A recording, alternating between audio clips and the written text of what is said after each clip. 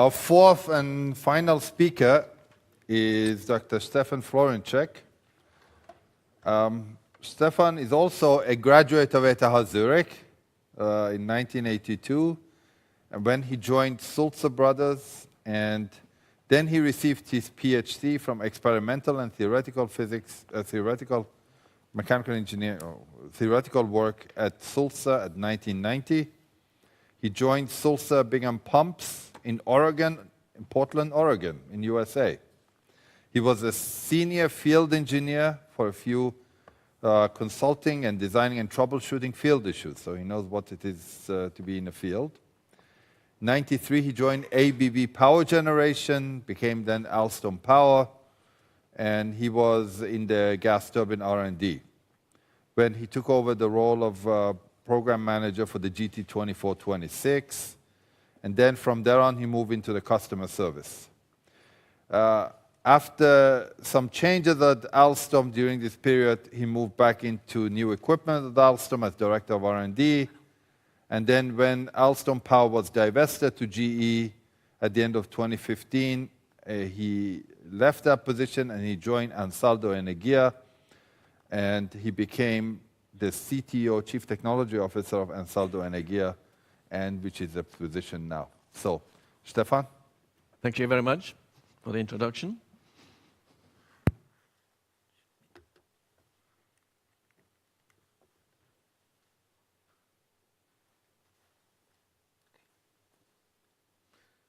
I'd like to talk a little bit about the energy challenge. And of course, I have to say, if I knew the future, I wouldn't be here.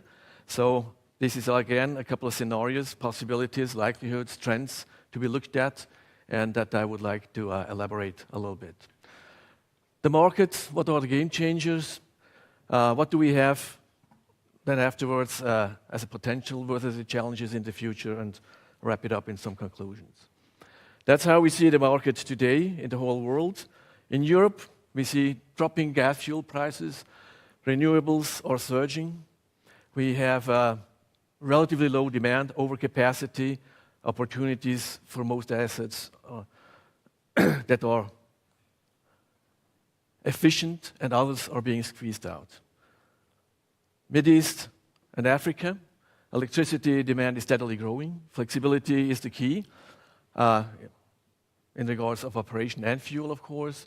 And oil is expensive and being displaced by natural gas those days. Solar, for obvious reasons, leading the renewable growth in that area. If you go to sub-Saharan Africa, hybrid plants are gaining some grounds. Smaller sizes are dominant. Infrastructure, interconnectability is not quite there, so you get more to localized plants. In the Americas, North America has cheap fuel, the shale gas, a high utilization, strong price pressures, and the demand is rather sluggish. Over the last years, also here, renewables have been growing steadily, and as long as they're being subsidized until 2020, they grow quite fast. Interestingly enough, the first open cycle power plants have been seen in the US, combined with batteries for fast ramps and some storage. In Mexico, we have some growth opportunities, the privatization, but it's really slow. In Latin America, we have a lot of hydropower, so that depends a lot on the weather that's going on down there. If they have enough rain, they don't use the thermal power plants, and they don't have much demand there. And right now, they're more on a draft, so they have a high utilization due to those drafts. Asia and China, we have quite a strong demand for capacity, generation capacity. But we see that unlike what has been predicted or hoped for in the past, gas addition remains quite stable, limited, is not going through the roof. At the same time, the modern technologies, the H gas turbines, are pushing the older, not so old, F technology out into backup. And also here we have an increased renewable growth, well, wind mostly is leading. In China, we don't see the growth of capacity generation going at the same rate as we were hoping for. Also, we see that it's less going into a strong demand on gas, but it appears that coal is more being displaced by renewables directly. This gains quite a lot of momentum. And we also see a certain trend to go decentralized, that there are industrial parks where they go for smaller units, where they can produce gas, combined heat and power, and then deliver the electricity directly into the local grid without going through transmission lines. This is showing what I just mentioned. In Europe, we had a very, very strong growth of renewables. They started first, but in the meantime, also US and China are growing fast, and we can see very clearly that the growth now in Europe is not as high anymore, as we've grown quite far already. At the same time, China is putting up the gears and pushing the renewables more and more strongly. What are the evolution and the dynamics that we see? There's a very unstable power generation market. The boundary conditions are all over the place. If you look at some commodities, we see the natural gas price is going up and down all over the place. We see the aluminum price is moving around. Other commodities, the CO2 taxation is crazy. It's going up and down. However, if it stays at that low level, it will never have an impact. It will not make a difference at all. It's way too cheap to pay for it, for the CO2 emissions, rather than reducing them. And then, of course, the spark spread is also varying quite heftily. And with all these uncertainties and moving boundary conditions and renewables kicking in, and coal prices going down in Europe, we start seeing that everybody starts trying to push everybody over the cliff.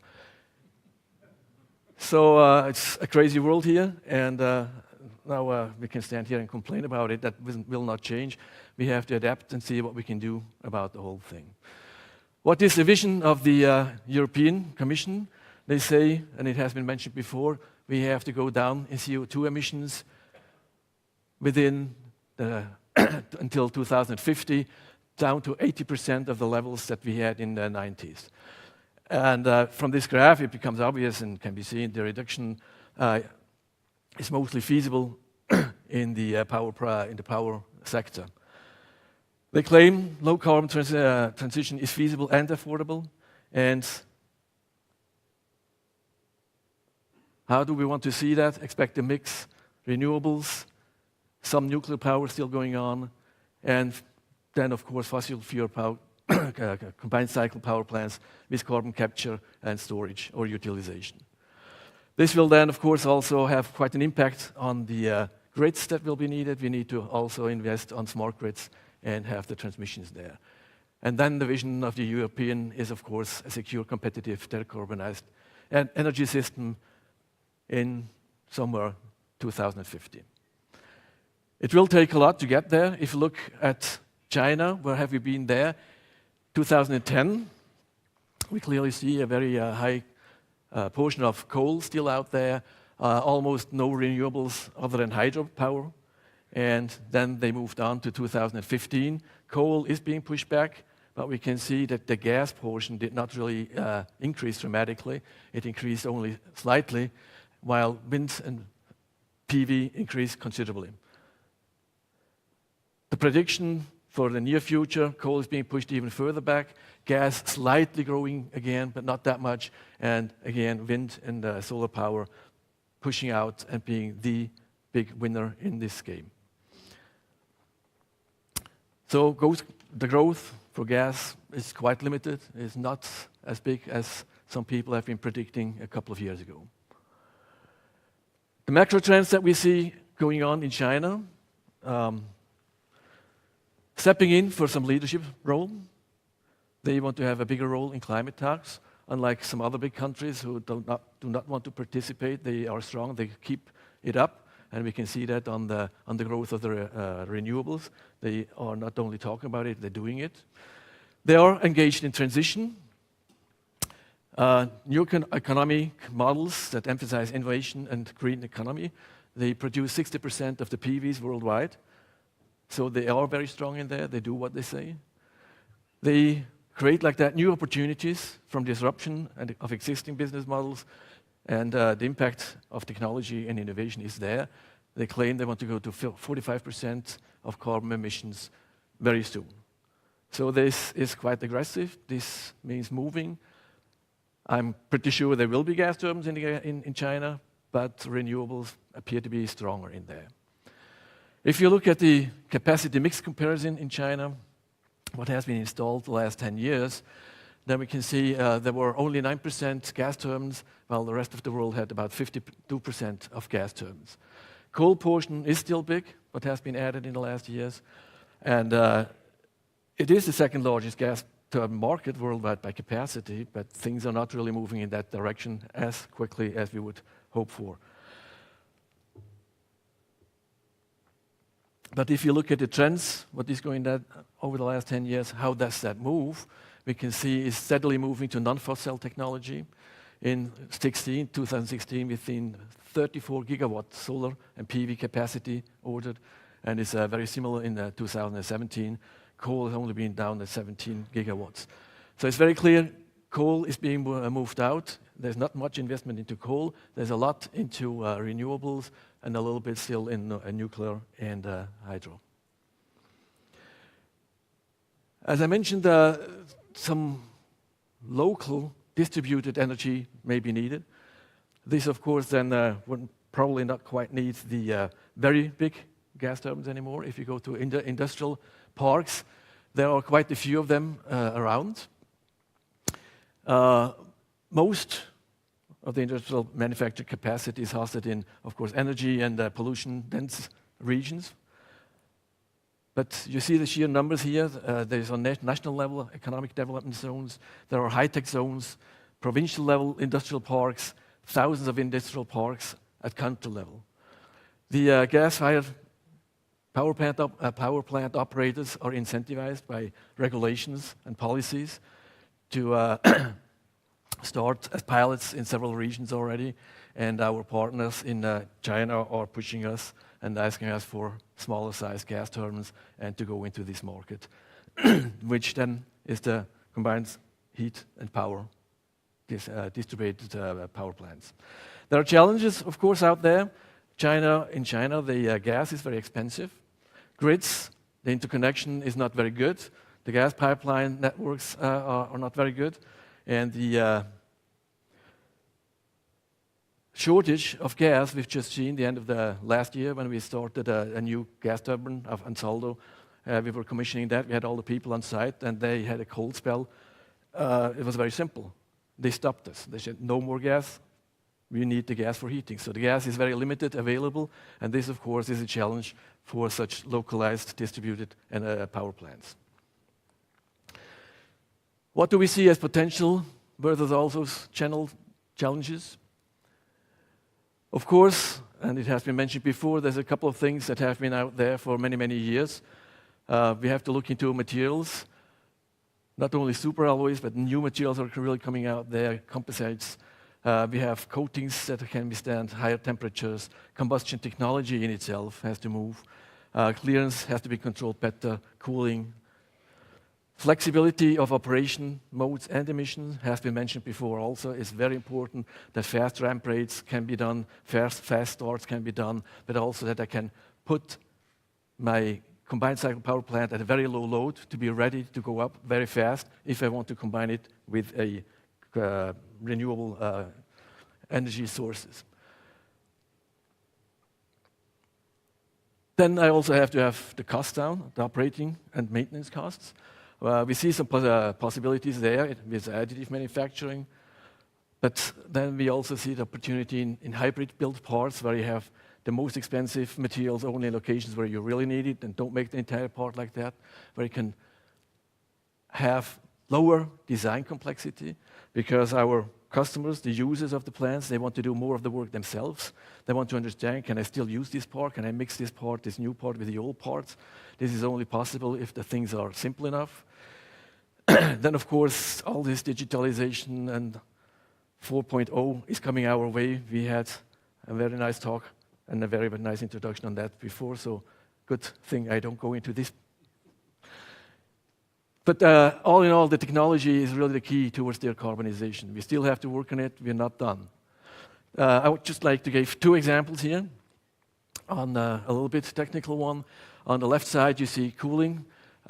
If we plot the total cooling and leakage air that is needed against the hot gas temperature that goes into the turbine, then we can see a technology. Typical F class is around there, not very high temperatures yet, and there was still quite high cooling air consumption.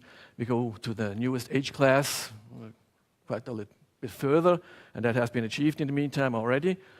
And now, if you know all the advertisement that has been in the press lately, if you want to go to 63 to 65, that's where we have to go lower in cooling air consumption and higher in temperature. And if you want to go to beyond 65, we go to very high firing temperatures. And that will be a challenge. If we look at the parts, as I mentioned, we start doing build parts, hybrid parts, where not everything is cast in one piece. This can be built, or it can be by additive manufacturing, by changing materials, and having different kinds of parts in the field for the future. If you look at combustion, similarly, if you plot the hot gas temperature and the emissions, of course, are today given in those limits, more or less. Whether this will change or not remains to be seen. Emissions go up exponentially with hot gas temperature, so there's, again, where are we today, or where have we been? Conventional combustion, non-reheat has been around there. Then we go some hybrid combustion, where you optimize further, you go in this area. Sequential combustion, as we have been using it in the GT26 so far, is in about that area. And now again, where do we have to go if we want to go to 65 plus? All the way over there. And that means very, very short residence times in the combustor. So the sequential combustion goes in that direction. You heat the combustion gas up to a certain point. When you inject more gas afterwards, you can do it in a much shorter time and achieve short residence time in the combustor. The newest GT36 uses that. I'm not saying we are all the way to 65. This would be exaggerating slightly, but we are way beyond 62, and this is the combustor, the sequential combustor of the GT36, as we have tested it since about 2 years in our test rig in Bir, about 30 miles from here. Again, the technology is a key towards decarbonization. But we have to look beyond only a gas turbine. We have to see how can we integrate the traditional gas turbine with the renewable energy sources. The renewables are not going to go away. We've seen it before. They keep growing. So now we have to make sure what is the role of the gas turbine, the combined cycle power plant, together with the renewables. This is a nice picture that I found with some organization that promotes the generation of hydrogen. And it's very clear. They show electricity production is out there with renewables. You may have excess power that is not used in the grid, goes into hydrogen, making hydrogen, power to gas, getting the synthetic gas, which can be mixed into the natural gas and be used in storage or in end uses. What is missing on this picture, and I'm just adding one example, is storage, of course. It could be battery storage, it could be pumped hydro, it could be compressed air, whatever it is, it can be there. But something else is also missing. How can you add to the stability of the entire grid, remaining carbon dioxide less? You add a combined cycle power plant, you use the synthetic gas, you produce CO2, of course, you capture the CO2, put that together with hydrogen, for example, and make out of the whole thing synthetic natural gas and have a closed loop without emission of CO2. Leveling of the renewable power fluctuation, the storage is really an issue. This has to be taken care of. Hybrid power plant concepts can be self-sustained, power island, independent from external fossil fuels, and can be CO2 neutral. I don't think anybody has figured out quite how to do this grid, but I'm sure it can be done. It needs some work, and I think it puts out quite some good future. it would also, of course, have the possibility to use this synthetic gas in transport and for sure in heating sectors. So electric cars may be one possibility, and using synthetic gases, of course, could be another one. So let me wrap that up and try and find some conclusions. Conclusions, well, actually I have critical questions. Because, again, if I knew the future, I wouldn't be here. And I really would like to instill a couple of critical questions into this symposium. As Reza has mentioned, and also Alan Epstein, we don't want to talk about detailed equations and what have you, but really more about the product and the market and what is it all about that we want to do and what brings the future. So, here are my critical questions. When will carbon be given a price that really makes a difference? It does not make a difference today. It would have to be much, much higher. Mind you, the technology to capture is out there. That has been proven. That's not the point.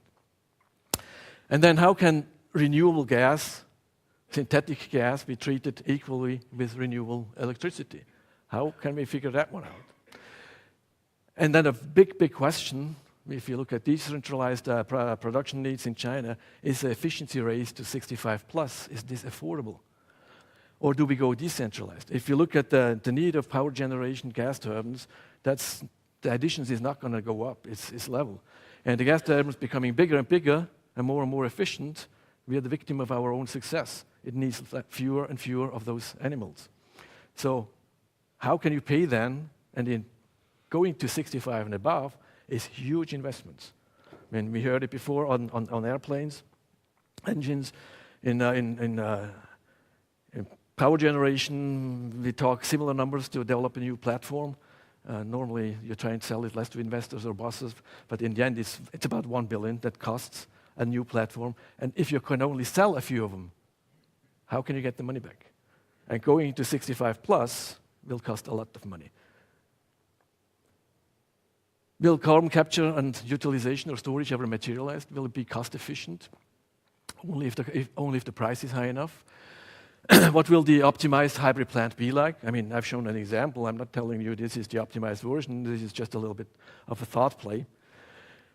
Then, how environmental friendly is the production of batteries for energy storage? If you look at that, it's very nice to have electrical cars in Europe, and then you have this big holes somewhere in Africa or Far East. That is something that also needs to be considered. Battery is not the solution to everything. We have to really figure out how environmental friendly is this. Of course, our rare earth minerals, the new oil, currently it looks like it, but it really needs to be balanced. And the big question is, the EU says 2050 in Europe, but when and how will our world power demand be fully decarbonized? It's a big challenge for the engineers out there. That's good, because I want to see what the young ones do as soon as they retire, which is obviously not that far away anymore. But I think there's lots to do for the community, and it will be interesting couple of years to come. There will be many, many changes in the market, how everything is balanced, renewables with traditional thermal power plants. We see many changes. So my outlook, gas turbines will continue into the future. I'm sure about that. They will not go away, not only on airplanes, for obvious reasons, as has been shown before, but also on land-based power generation. For the next decades, they will not go away. But they will have a change in the role. The generation mix requires advancement of the current capabilities, and it needs the integration with the renewable energy systems. We need to have a broader high-efficiency range, because you will not run the gas turbines or the combined cycle power plants at this maximum efficiency all the time. More likely, very much at part load. The fuel and the operational flexibility must stay at the same high reliability as before. The fuel will change if we start injecting, for example, hydrogen in the gas system, and operational flexibility, because we have to follow whatever crazy things the renewables are doing, ramping up and down. The operating intervals will have to be expanded because the cost has to come down. That's the only way that you can bring the cost down in spite of harsher cyclic operation of the parts. So whichever way it goes, whether it goes big or smaller, there's no question for gas turbines will be there, but we have to advance the technologies, and the integration has to be in the focus of what we do. We need high efficiency, we need low cost, we need clean or at least low emissions, and we need to have cross-discipline integration. We have to have a system approach. We cannot only look at the cooling hole in one blade and say, if I change that shape a little bit, I can save. We have to look at the full thing, at the full plant, at the integration with renewables. That's it from my side.